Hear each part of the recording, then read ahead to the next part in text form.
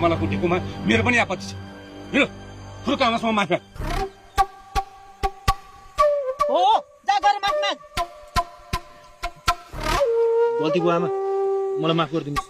ए आफ्नै आमासँग यसरी माफी माग्छन्?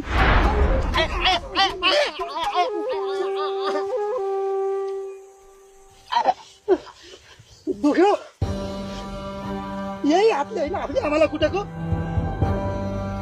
आमा कुटेर खुब बहादुर भयो भन्ठान्नु भएको थियो होला होइन? अब खुरुक्क गएर आफ्नै आमासँग माफी माग्ने चालो। मबाट गल्ती भयो आमा, मबाट यस्तो गल्ती कहिले पनि हुँदैन। अब तपाईँलाई चाहिँ के छुट्टी निम्ता दिनुपर्ने हो?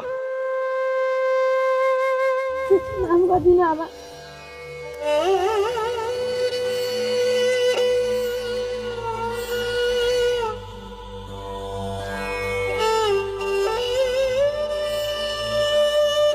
तैँले यिनीहरूलाई माफी माग्न लाएर राम्रो काम गरिस् बाबु।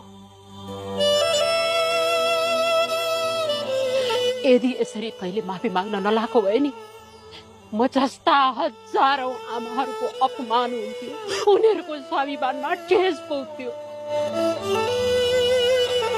9 महिनासम्म गर्भमा राखेर कालसँग लडेर आफूले जन्माएर दस्तारा दुध खुवाएर गुमुत स्याहारेर हुर्काएकोमा पछुतो हुन्थ्यो।